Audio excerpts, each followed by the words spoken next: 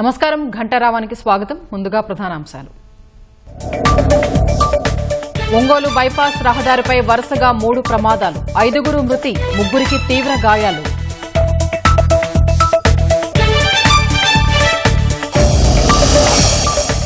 జగన్ పర్యటనలో హెలికాప్టర్ పైకి దూసుకెళ్లిన కేసులో పురోగతి, పోలీసుల అదుపులో 7 నిందితులు.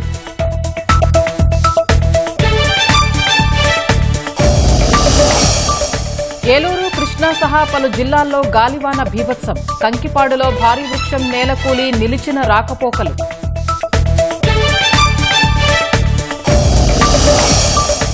నేడు వైద్య విద్య కోర్సుల ప్రవేశాలకు నీట్ పరీక్ష, గతేడాది లీక్ ఘటనలతో పటిష్ట ఏర్పాట్లు.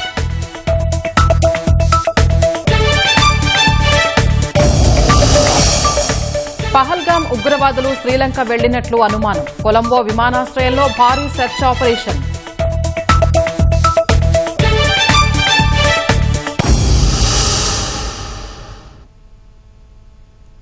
ఒంగోలు బైపాస్ రహదారిపై ఈ తెల్లవారుజామున వరుసగా జరిగిన 3 ప్రమాదాల్లో 5 మృతి చెందారు. తొలుత ఓ లారీని కోడిగుడ్ల లోడుతో వెళుతున్న ఓ వ్యాను ఢీకొని బోల్తా పడింది. మరో వ్యాన్ బోల్తా పడిన గుడ్ల వ్యాన్ను వెనక నుంచి ఢీకొట్టింది. అందులో ప్రయాణిస్తున్న 3 అక్కడికక్కడే మృతి చెందారు. గుడ్లతో వెళ్తున్న వ్యాను తెలంగాణలోని భువనగిరి నుంచి నెల్లూరు జిల్లాకు వెళుతుండగా ప్రమాదానికి గురైంది.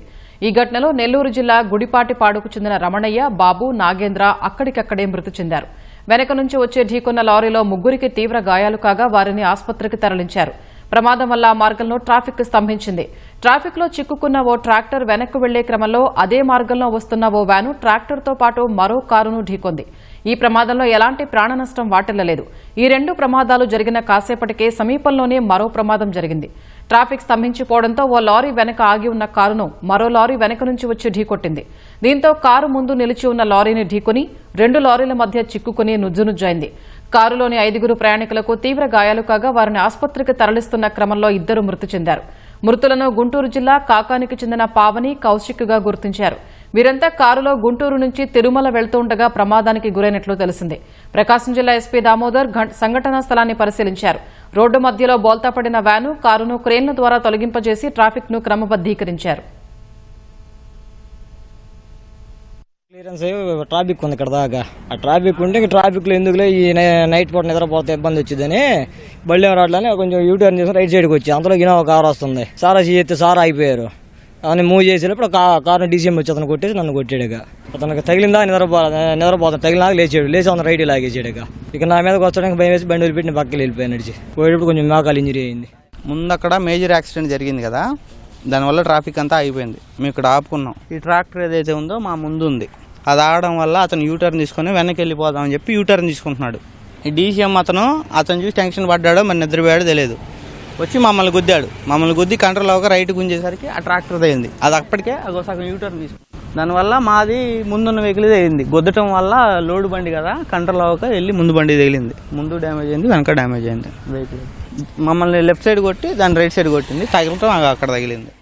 మార్నింగ్ అరౌండ్ 4:50 ఆ టైంలో ఒంగోలు ఈస్ట్ బైపాస్ ఇది అరౌండ్ టువర్డ్స్ సౌత్ వైపు 4:50కి ఒక లారీకి పంచర్ అవ్వడం వల్ల అతను సైడ్కి బండి పెట్టి పంచర్ వేసుకొని బయలుదేరే టైంలో బ్యాక్ సైడ్ నుంచి ఒక కోడిగుడ్లు క్యారీ చేస్తున్నటువంటి ఒక లారీ హిట్ చేసింది. దాంట్లో ఉన్నటువంటి 3 డ్రైవరు, 2 క్లీనర్లు స్పాట్లో చనిపోయారు. అది జరిగినాక అది వెనక నుంచి మళ్ళీ ఇంకొక హార్వెస్టర్ తీసుకెళ్తున్నటువంటి ఒక ట్రక్ అది కూడా హిట్ చేసింది. దాంట్లో కూడా ఒక 4 ఉన్నారు. సో దాంట్లో ఒక అతనికి బాగా ఇంజురీస్ అయ్యాయి, లెగ్ ఫ్రాక్చర్ అవ్వటం. మిగతా 3ని జీజీహెచ్కి షిఫ్ట్ చేసాం. ఆ తర్వాత దాదాపు ఒక 1/2 కిలోమీటర్ దూరం ఇది ట్రాఫిక్ అంతా జామ్ అయింది. జామ్ అయిన తర్వాత వెనక నుంచి ఇంకొక కారు నిలబడి ఉంది. ఆ ట్రాక్టర్ కూడా ట్రాఫిక్ జామ్ అయిందని రైట్ సైడ్ డైరెక్షన్లో వాళ్ళు రిటర్న్ వెళ్దామని లోకల్ డ్రైవర్ అతను రిటర్న్ తీసుకునే టైంలో బ్యాక్ నుంచి వచ్చినట్టు లారీ హిట్ చేసింది. బట్ అక్కడ ఎవరికి ఇంజరీ జరగలేదు. తర్వాత అక్కడి నుంచి మళ్ళీ ఒక 300-400 మీటర్స్లో ఇక్కడ వరకు ట్రాఫిక్ జామ్ అయింది. ఒక లారీ వెనక 3 లైన్లు ట్రాఫిక్ జామ్ ఉంది.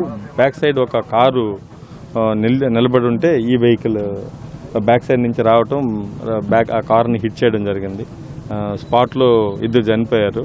అలాగే ఒకరు సీరియస్గా ఉందని హాస్పిటల్కి తీసుకెళ్లారు. ఇంకా 3 ఉన్నారు దాంట్లో. వాళ్ళు గుంటూరు నుంచి టువర్డ్స్ నెల్లూరు వెళ్తున్నారు. సో వీళ్ళు ముగ్గురు సంఘమిత్ర హాస్పిటల్లో ఉన్నారు. ఈ నేషనల్ హైవే అందరినీ కోఆర్డినేట్ చేసి మొత్తం రోడ్ అంతా ట్రాఫిక్ క్లియర్ చేసాం. ఆగున్నటువంటి రోడ్లలో దాదాపు ఒక క్లియర్ రోడ్ ఇది, లైటింగ్ అంతా కూడా ఉంది. మార్నింగ్ వస్తున్నటువంటి వెహికల్ని, ఆగున్నటువంటి వెహికల్ని కుదరడంటే ప్యూర్లీ వీళ్ళు నిద్రపోవడం కానీ, లేదంటే ఏం జరగదులే ఏం కాదులే కింద చిన్న కార్లే కదా అన్నటువంటి నెగ్లిజెన్స్తో డ్రైవ్ చేసినట్టుంది వీళ్ళు. సో ఒక ఇద్దరు డ్రైవర్లు అయితే మనకు అద్దీలో ఉన్నారు, ఇంకొక అతను పరారీలో ఉన్నాడు. వీళ్ళు క్యాచ్ చేయం.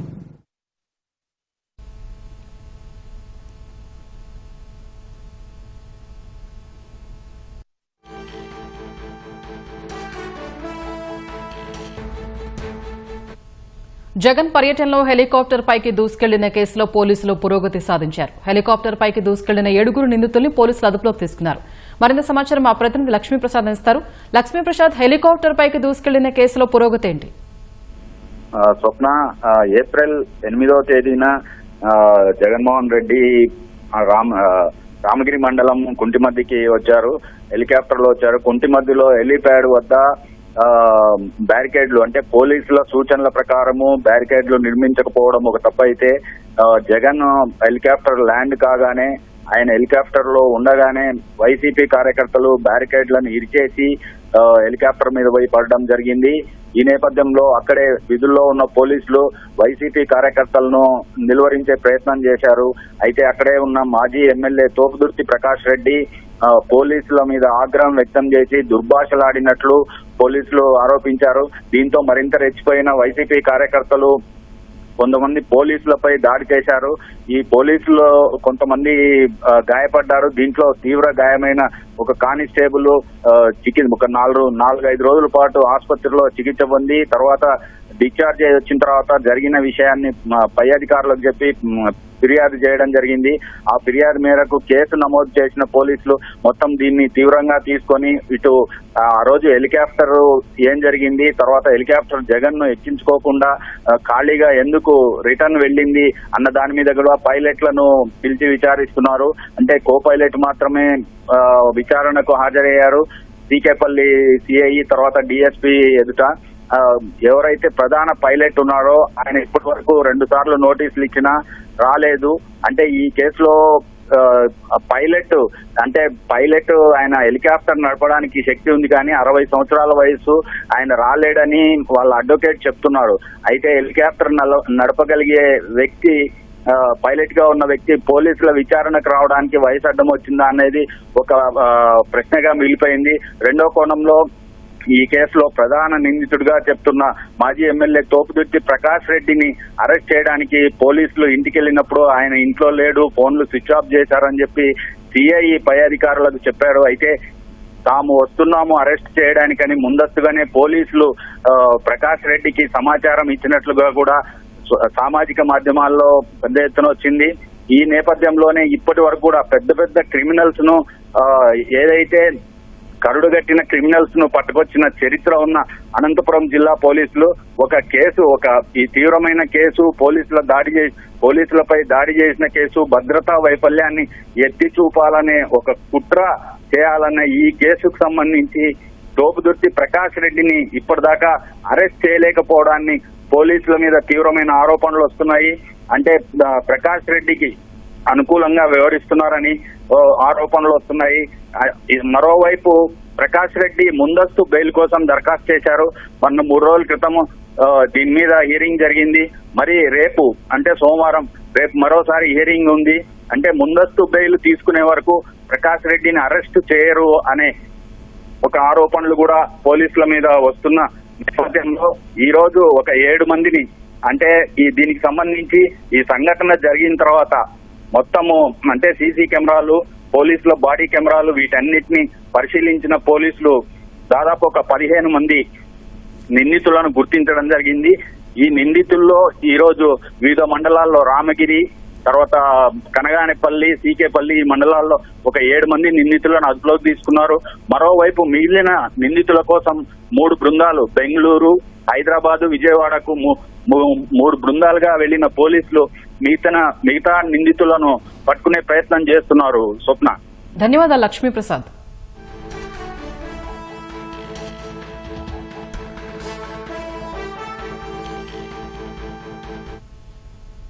ఇప్పుడు ప్రకటనలు.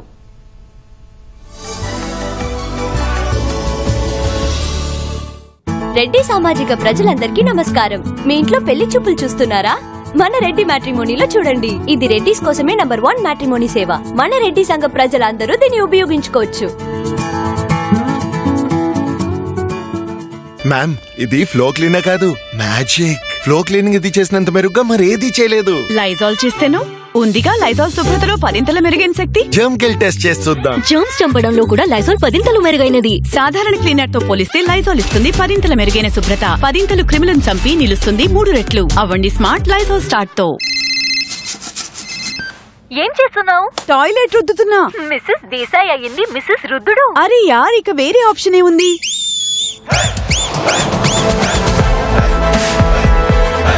హార్పిక్ ఉందిగా. అమ్మా, క్లాసులో అందరికంటే ఎక్కువ అటెండెన్స్ నాదే, రోహన్ది కాదు. ఇంత తేడా ఎందుకు? తేడా అల్లా ఇంత కొంచెమే. ఇంత కొంచెం డెటాల్ ఇక్కడ, ఇక్కడ, ఇక్కడ, ఇంత కొంచెం ఇక్కడ. అందుకే నువ్వు వ్యాధుల బారిన పడవు, స్కూల్ కూడా మిస్ కావు. నేను రోహన్ కి కూడా చెప్తాను, ఇంతతోనే ఇంత తేడా ఉంటుందని. ఎక్కడ డెటాల్ ఉపయోగించబడుతుందో అక్కడ ప్రజలు తక్కువగా అనారోగ్యానికి గురవుతారు. రుద్దు రుద్దు గీకు గీకు, రుద్దు రుద్దు గీకు గీకు, రుద్దు గీకు గీకు రుద్దు. ఇప్పుడు కాలిన్ స్ప్రే ఇస్తుంది డస్టింగ్ తో పోల్చితే 5 రెట్లు ఎక్కువ షైన్. ఎసిడిటీ కోసం ప్రపంచంలోనే #1 అయిన గావిస్కాన్ ఉపయోగించండి. ఎక్కడికి? టాయిలెట్. నువ్వు టాయిలెట్ కి వెళ్తావా? టాయిలెట్ శుభ్రంగా లేదా? దీన్ని చూసుకోనా లేక టాయిలెట్ చూసుకోనా? హార్పిక్ సబ్స్క్రిప్షన్ తీసుకో. ఇది ప్రతి ఫ్లష్ తో 1 నెల పాటు టాయిలెట్ ని శుభ్రంగా ఉంచుతుంది. Harpic flush magic easy PG toilet cleaning యొక్క సబ్స్క్రిప్షన్.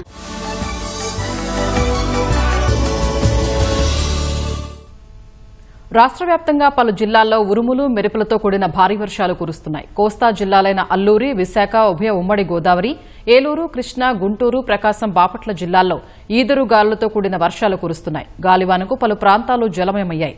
బహిరంగ ప్రదేశాల్లో పిడుగులు పడే అవకాశం ఉన్నందున ప్రజలందరూ అప్రమత్తంగా ఉండాలని రాష్ట్ర విపత్తు నిర్వహణ సంస్థ సూచించింది. కృష్ణా జిల్లా పెనమలూరు నియోజకవర్గంలో ఈదురుగాలులతో కూడిన భారీ వర్షం కురిసింది. పలుచోట్ల విద్యుత్తు తీగలు తెగిపడ్డాయి. రహదారులపై వృక్షాలు నేలకూలాయి. కంకిపాడు ప్రధాన రహదారిపై భారీ వృక్షం నేలకూలడంతో వాహనాలు నిలిచిపోయాయి.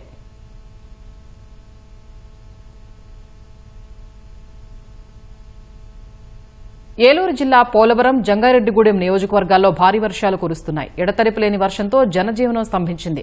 రహదారులన్నీ జలమయమయ్యాయి. ముఖ్యంగా పోలవరం, బుట్టాయిగూడెం, జీలుగుమిల్లి, కొయ్యలగూడెం, జంగారెడ్డిగూడెం మండలాల్లో గాలివాన భీభత్సం సృష్టించింది. వర్షాలతో ఒక్కసారిగా వాతావరణం చల్లబడడంతో ప్రజలు వేసవి తాపం నుంచి ఉపశమనం పొందారు. తూర్పుగోదావరి జిల్లా నిడదవోలులోని చింతచెట్టు వీధిలో ఓ వ్యక్తి దారుణ హత్యకు గురయ్యారు. వంట మాస్టర్గా పనిచేస్తూ చిన్న దుకాణం నిర్వహించుకుంటున్న షేక్ వలీ భాషాను అనిల్ కుమార్ అనే వ్యక్తి హత్య చేశాడని పోలీసులు తెలిపారు. నిందితుడు అనిల్ కుమార్ తన కుమార్తెను వేధిస్తున్నారని, అతడిపై షేక్ వలీ భాషా గతంలో పోలీసులకు ఫిర్యాదు చేయగా పోక్సో కేసు నమోదు చేశారు. కేసు ఏలూరు న్యాయస్థానంలో విచారణలో ఉంది. ఈ కేసు విషయంలో రాజీ చేసుకుందామని అనిల్ కుమార్ షేక్ వలీని కోరుతూ వచ్చాడు. వలీ భాష అంగీకరించకపోవడంతో యువకుడు దారుణానికి పాల్పడ్డాడని పోలీసులు అనుమానిస్తున్నారు. అదే కోణంలో దర్యాప్తు చేస్తున్నారు. పరారీలో ఉన్న నిందితుడి కోసం గాలిస్తున్నట్లు తెలిపారు. ఈరోజు ఉదయం సుమారు 5:05 మధ్యలో నిడదవోలు పట్టణం చింతచెట్టు వారి వీధిలో ఈ షేక్ వలీ భాష అనే అతను తను లేచి రెగ్యులర్గా తన షాప్ తీసుకోవడానికి కిందకి వస్తే సిరంగుల అనిల్ కుమార్ అనే అతన్ని కత్తితో నరికి చంపడం జరిగింది. అతను గతంలోని ఎవరైతే అనుమానిత వ్యక్తి ఉన్నాడో గతంలో షేక్ వలీ భాషా గారు కంప్లైంట్ గా ఉన్న ఒక పోక్సో కేసులో వాళ్ళ అమ్మాయిని నడిపించాడన్న పోక్సో కేసులో ఈ సిరంగుల అనిల్ కుమార్ అనే అతను ముద్దాయి. ప్రజెంట్ ఈ కేసు ఏలూరు కోర్టులో విచారణ దశలో ఉంది. ట్రయల్ ఇంకా ఫిక్స్ కాలేదు, ఫిక్సేషన్లో ఉంది. సో ఈ కేసులో రాజీ నిమిత్తం రాజీ అవ్వమని ఇతనితో ముద్దాయి ఫిర్యాదుతో చనిపోయిన వ్యక్తితో అడుగుతున్నాడు. ఆ విషయంలో రాజీ కాలేదని చెప్పి అతను మనసులో ఖర్చు పెట్టుకుని చంపుతున్నట్టు ప్రాథమికంగా ఇదే తెలిసింది. కేసు దర్యాప్తు చేసి as per facts case investigation చేస్తాం. తూర్పుగోదావరి జిల్లా పెరవలి మండలం అన్నవరపాడులోని ఓ ఇంట్లో చోరీ జరిగింది. సుమారు 160 గ్రాములు బంగారు ఆభరణాలు, 40,000 రూపాయలు అపహరణకు గురైనట్లు బాధితుడి గడిపప్పు శ్రీనివాస్ తెలిపారు. ఇంట్లో నిద్రిస్తూ ఉండగా దుండగులు దొంగతనం చేసినట్లు వెల్లడించారు. బీరువాలు తెరిచి బంగారం నగదు కాజేశారన్నారు. పెరవలి పోలీసులు ఘటనా స్థలాన్ని పరిశీలించారు. కేసు నమోదు చేసి దర్యాప్తు చేపట్టారు.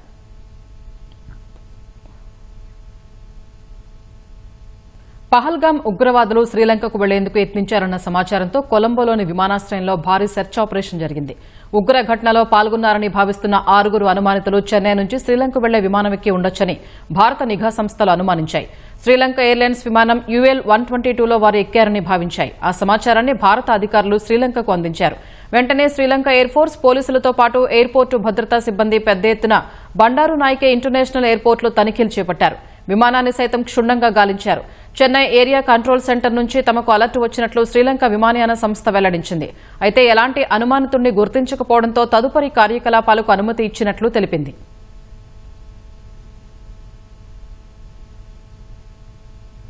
ఆక్రమణలు, చట్టపరమైన వివాదాలు, సరైన నిర్వహణ లేకపోవడం వంటి సమస్యలతో సతమతమవుతున్న వక్ఫ్ ఆస్తులకు వక్ఫ్ సవరణ చట్టంతో ఎంతో మేలు చేకూరనుంది. వక్ఫ్ ఆస్తుల్లో అవినీతి తగ్గడంతో పాటు పారదర్శకత తీసుకురానుంది. వక్ఫ్ బోర్డులో మహిళలు, పేద ముస్లిం వర్గాలకు చెందిన సభ్యుల చేరికతో లబ్దిదారులందరికీ సమన్యాయం జరగనుంది. వివాదాల్లో ఉన్న వక్ఫ్ ఆస్తులకు సంబంధించిన కేసుల్లో వేగవంతమైన విచారణకు వక్ఫ్ సవరణ చట్టం దోహదపడనుంది. వక్ఫ్ ఆస్తుల సక్రమ వినియోగం ద్వారా పేద ముస్లిం వర్గాల చదువులకు, వైద్యానికి ఉపయోగపడనున్నాయి. India has over 8.72 lakh Waqf properties dedicated to religious and charitable causes. However, mismanagement, encroachments, and legal disputes have prevented these assets from fully benefiting the Muslim community. The Waqf Amendment Bill, 2024, known as the Umeed Bill, aims to transform the management of Waqf properties, turning them into a powerful tool for the upliftment of Muslims in India. A key feature of the bill is the creation of a centralized digital registry for all Waqf properties. This system promotes transparency, reduces corruption risks, and ensures proper documentation, safeguarding community assets, particularly in rural areas. The bill mandates that Waqf boards include representatives from diverse backgrounds, such as women, backward classes, and various Muslim sects like Bohras and Shias. This inclusive approach ensures that resource allocation addresses the needs of the entire community, including marginalized groups like Pasmanda Muslims, who constitute a significant portion of the population. Encroachments have long plagued Waqf properties, with over 58,000 cases currently under dispute. The bill tackles this issue by establishing a robust legal framework, appointing senior officials to oversee dispute resolution, and allowing appeals to high courts for faster adjudication. This ensures fair and informed decisions, protecting vital community assets such as mosques, schools, and graveyards from unlawful occupation. By enabling better management, Waqf properties can be leveraged for commercial development, such as markets or skill training centers. This not only generates employment opportunities but also creates revenue streams to fund essential services like education, healthcare, and poverty alleviation programs. The Waqf Amendment Bill is a transformative initiative that seeks to revitalize Waqf properties for the benefit of the Muslim community. Through enhanced transparency, inclusive representation, strengthened legal protections, and economic empowerment, it lays the foundation for a more prosperous and equitable future. ఒకప్పుడు ఆ గ్రామానికి కనీసం రహదారులు కూడా ఉండేవి కాదు. తాగునీరు, drainage వ్యవస్థ, విద్యుత్ దీపాలు ఇలాంటి మౌలిక సదుపాయాలేవి అక్కడి ప్రజలకు లేవు. సీఎం చంద్రబాబు సతీమణి నారా భువనేశ్వరి చొరవతో ఆ గ్రామానికి మహర్దశ పట్టింది. భువనేశ్వరి దత్తత తీసుకోవడంతో కృష్ణా జిల్లా కొమరవోలు గ్రామం అభివృద్ధిలో పరుగులు పెడుతోంది.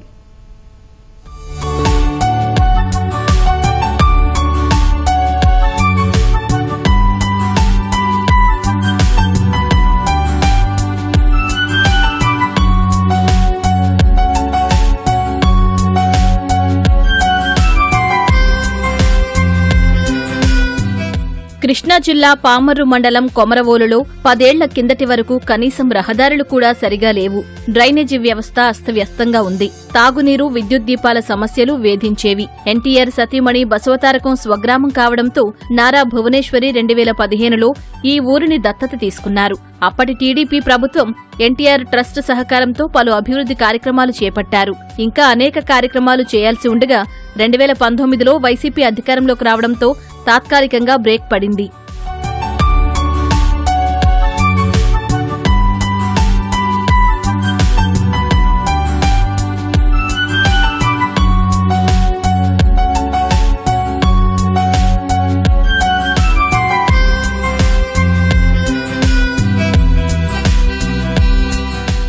కొమరవోలు అభివృద్ధిపై ప్రత్యేక శ్రద్ధ పెట్టిన భువనేశ్వరి సుమారు 11.5 కోట్లతో రహదారులు, భూగర్భ డ్రైనేజీ ఏర్పాటు చేశారు. మహిళా సాధికార, గ్రామ పంచాయతీ భవనాలను నిర్మించారు.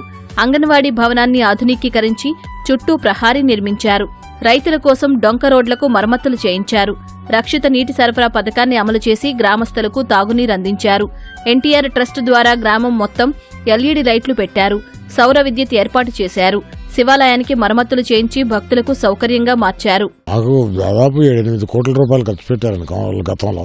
ఊరికి కళ్ళు వచ్చిందంటే ఆవిడ మూలంగానే. అన్ని సంవత్సరాలు మా దత్తతలో ఉంటమే మేము కొమరవోలులో ఎక్కడ కాలుకు ఇదవకుండా తిరుగుతున్నాం. కాకపోతే ఇంకా ఉన్నాయి అనుకోండి. అది అకస్మాత్తుగా గవర్నమెంట్ పోవటం, తర్వాత మళ్ళీ వచ్చిన గవర్నమెంట్, దిక్కుమాల గవర్నమెంట్ అయ్యి మాకు అసలు కోఆపరేషన్ లేదు. 10-12 సార్లు గ్రామానికి రావటం, ప్రతిసారి ఆ రోడ్డు మీద నుంచి నడుచుకుంటా ప్రతి విషయం గమనించుకుంటా వచ్చి ఈ ఊరు మా అమ్మగారు ఊరని కాలనీ ఏర్పాటు చేసి దాన్ని పూర్తి చేశారు. అండర్ గ్రౌండ్ డ్రైనేజ్తో సహా వాళ్ళకి వాటర్ ట్యాప్లు ఇచ్చి అంత నీట్గా చేశారు.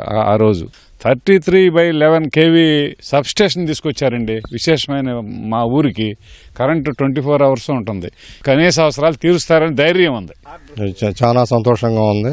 రైతాంగం కూడా సంతోషంగా ఉన్నారు. ఇంకా చిన్న చిన్న పనులు కూడా చేస్తే ఇంకా అందరూ చాలా ఉత్సాహంగా ఉంటారు. చేసి పెడతాను అందరికి ఆశ. చెరువు చుట్టూ కూడా ఫెన్సింగ్ వేశారు. ఈ జగనన్న కాలనీ అవి వచ్చి ఆ రోడ్లు ఇబ్బంది అని అవన్నీ పీకేశారు. మళ్ళీ అన్నింటిని కూడా పునరుద్ధరించాలి. మళ్ళీ కొమరవోలులో పలుమార్లు పర్యటించిన భువనేశ్వరి గ్రామస్తులను ఆప్యాయంగా పలకరించి సమస్యలు అడిగి తెలుసుకుని పరిష్కరించారు. భువనేశ్వరి చొరవతోనే గ్రామంలో అభివృద్ధి పనులు జరుగుతున్నట్లు స్థానిక మహిళలు చెబుతున్నారు. కూటమి ప్రభుత్వ చొరవతో కొమరవోలు ప్రగతి బాటలో పయనిస్తుందని ఆశాభావం వ్యక్తం చేశారు. మంచిగానే చేశారు. ఇల్లు కట్టించారు, రోడ్లు పోయించారు, అక్కడ డ్రైనేజీలు అన్నీ కూడా శుభ్రంగా బాగా చేశారు. మా ఊరికి మంచి పేరు తెచ్చారు. మళ్ళీ ఏడు మాకు వచ్చారు. ప్రేమగా మాట్లాడతారండి, చాలా ఆప్యాయంగా మాట్లాడదండి. భారీ వర్షాల కారణంగా విజయవాడ శివారు ప్రాంతాల్లోని పంటలకు పెద్ద ఎత్తున నష్టం వాటిల్లింది. అక్కడి పరిస్థితిని మా ప్రతినిధి కనకారావు ప్రత్యక్ష ప్రసారం ద్వారా అందిస్తారు. ఈరోజు ఉదయం కురిసిన వర్షానికి విజయవాడ మొత్తం జలమయమైంది. అనేక చోట్ల చెట్లు నేల కొరిగాయి. దీంతో పాటు కృష్ణా జిల్లాలో అనేక చోట్ల పంట కూడా చేతికొచ్చే పంట, ఆరుగాలం పండించిన పంట కూడా నీట మునగడంతో రైతులైతే తీవ్ర ఇబ్బందులు ఎదుర్కొంటున్నారు. ఈ తరుణంలో ఉదయాన్న ఏదైతే వర్షం వచ్చిందో, వర్షం వచ్చిన వెంటనే కళ్ళాలకు చేరుకొని చేతికొచ్చిన ధాన్యాన్ని కాపాడుకోవడానికి అనేక ఇబ్బందులు పడుతున్నారు. ఈ తరుణంలోనే ఈరోజు ఉదయం 7 గంటల ప్రాంతంలో భారీగా గాలులు వీచడంతో పాటు పెద్ద ఎత్తున వర్షం వచ్చింది. ఊహించే వర్షానికి మొత్తం చేతికొచ్చే పంట అంతా కూడా నీట మునిగింది. మనం ఆ దృశ్యాలు చూడొచ్చు. రైతులందరూ కూడా కళ్ళాలకు చేరుకొని ఈ ధాన్యాన్ని వాళ్ళు కాపాడుకునే పని చేస్తున్నారు. ఇప్పుడు కూడా ఇంకా వర్షం పడే అవకాశం కనిపిస్తుండడంతో హొట్టహొట్టన వాటన్నిటిని కూడా సురక్షిత ప్రాంతాలకి ధాన్యాన్ని తరలిస్తున్నారు. ఒక ధాన్యమే కాదు, అలా మొక్కజొన్న కూడా అనేక చోట్ల నీట మునిగింది. అదేవిధంగా చెట్లు కూడా భారీ చెట్లు కూడా రోడ్లపైన పడడంతో రాకపోకలు సాగించేందుకు కూడా ప్రజలు తీవ్ర ఇబ్బందులు ఎదుర్కొంటున్నారు. ఈ తరుణంలో రైతులు కూడా మనతో ఉన్నారు. కొంతమంది మాట్లాడేందుకు, వాళ్ళు ఏంటన్నదే వారిని అడిగి తెలుసుకుందాం. సతయ్య గారు చెప్పండి. 7 గంటలకి వర్షం వచ్చిందండి. అసలు ఈదురు గాళ్ళు అయ్యి మనిషి నుంచోకుండా వచ్చే పిడుగులు పడేటట్టు వర్షము గాల్లో వచ్చేసినాడు. ఒక్క నిమిషం కూడా నుంచోలేపాం. గాల్లో పట్టాలన్నీ లేచిపోయి ఒడ్లు, మొక్కజొన్నలు, అరితోటలు పడిపోయినాయి. అన్నీ మొత్తం రైతులకు మొత్తం నష్టమేనండి. అలా అనుకోకుండా నష్టం వచ్చింది. కృష్ణానది వచ్చినాక, వరదలు వచ్చినాక మళ్ళీ పంట అయితే ఇవన్నీ మునిగిపోయి ఇట్లా అయిపోయామండి. ఇది మీకు ఈ ధాన్యం ఇప్పటికే కొంతమంది అమ్ముకున్నారు. ఇంకా మీరు ఇంకా కళ్ళాల్లో ఉన్న ఏంటి పరిస్థితి? కళ్ళాల్లో 300 ఉండే అయిపోయినాక ఇక్కడ మాకు రైతు భరోసా సహకరించట్లా. కాటాలు అయితే వేస్తున్నారు కానీ లారీలు అయితే రావట్లా. ఏది దావులూరు మిల్లు ఒకటే మిల్లుకి ఇచ్చారు. ఇప్పుడు మా అసలు 20 రోజులు అవుతుంది కోత కోసి. ఇప్పుడు ఇంత మేము మా లారీలు వెళ్తామైతే మా ఒడ్డు ఉండేవి కాదు. ఈ వానకి మేము ఇష్టం నష్టపోయేవాళ్ళం కాదు. అది అసలు పొజిషన్. ఇది రైతులు ఆవేదన వ్యక్తం చేస్తున్నారు. తమ ధాన్యం చేతికొచ్చినా సరే మిల్లర్లు అదేవిధంగా ఆర్బీకే కేంద్రాలు సరిగ్గా స్పందించడం లేదని చెబుతున్నారు. దీంతోనే ఈ కళ్ళాల్లోనే వడ్లు ఉంచాల్సిన పరిస్థితి వచ్చింది. అనుకోకుండా వర్షం రావడంతో తమ పంట అంతా కూడా అంటే వడ్లన్నీ కూడా నీటిలో తడిసిపోయిన పరిస్థితి ఏర్పడిందని చెప్పేసి రైతులు ఆవేదన వ్యక్తం చేస్తున్నారు. ఇది తాజా పరిస్థితి. కేనిమని ఎంఎస్ఎంతో కనకారావు, ఈటీవీ న్యూస్, కృష్ణా జిల్లా నుంచి.